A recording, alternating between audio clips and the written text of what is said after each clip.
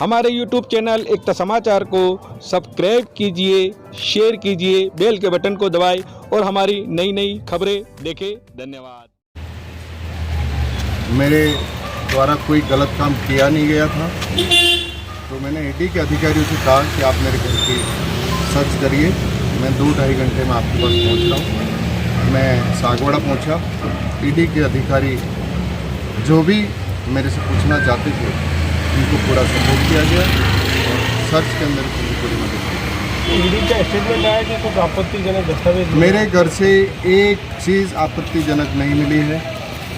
मेरे घर से मेरे घर के कागजात, मेरे कमर्शियल, मेरे रियल एस्टेट का काम है, उसके कागजात को लेकर द्वितीय श्रेणी शिक्षक भर्ती परीक्षा से जोड़कर ये कार्रवाई हुई है और ईडी के स्टेटमेंट में यही कहा है कि शिक्षक भर्ती से जुड़े हुए कुछ दस्तावेज आपके हैं। मेरे से ईडी ने शिक्षक भर्ती के संबंध में या पेपर लीक के संबंध में कोई पूछताछ नहीं की है, न उनका मेरा इससे कोई लेना देना।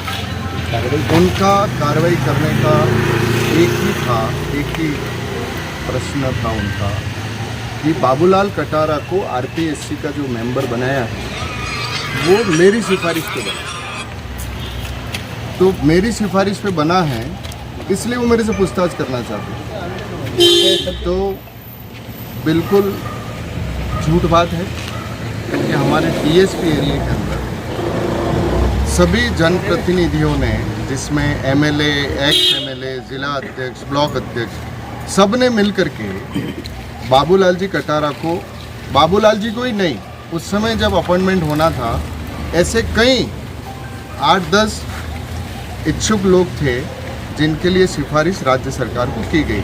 और नॉर्मली कोई भी राजनेता को इस तरीके की सिफारिशें करनी पड़ती हैं, उसमें सब ने की है, उसमें मेरा भी एक साइन था।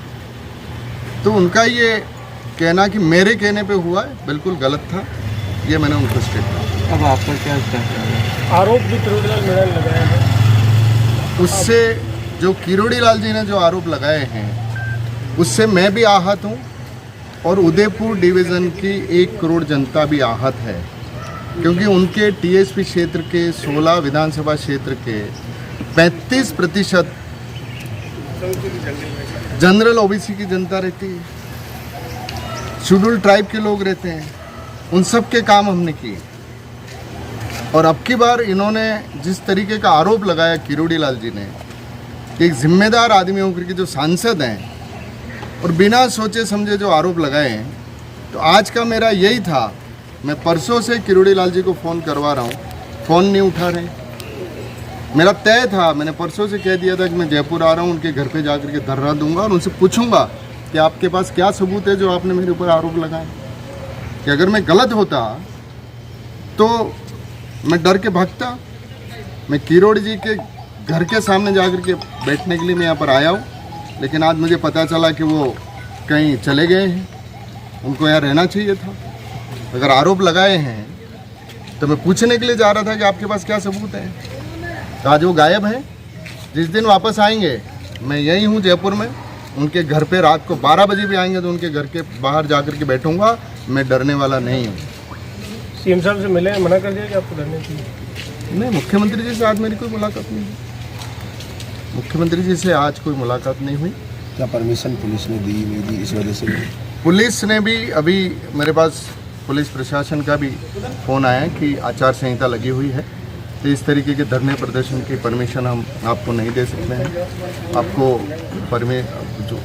बैठना है तो कई और जगह के लिए आप परमिशन लीजिए, लेकिन मैं और जगह क्यों बैठूँ? मैं तो किरोड़ीलाल मीणा जी के घर पे ही बैठूँगा, जब आएंगे परमिशन लेकर के बैठूँगा।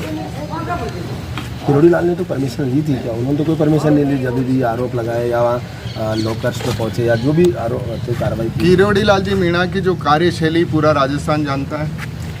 ये क्या तरीका है कि गणपति प्लाजा के अंदर जा कर के आप भोले भाले व्यापारियों, अधिकारियों, उनको ब्लैकमेल कर रहे हैं।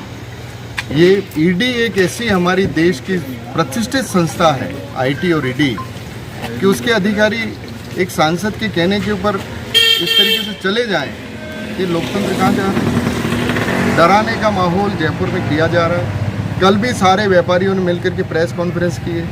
मैं हिंदुस्तान के राष्ट्रपति और प्रधानमंत्री जी से निवेदन करना चाहता हूं कि देश में लोकतंत्र को जिंदा रखें। व्यापारियों को, अधिकारियों को, नेताओं को डराने के लिए जो किया जा रहा है वो ठीक नहीं है। तो किरोड़ी लाल जी को अपनी कार्यशैली बदलनी चाहिए। ठीक। Thank you.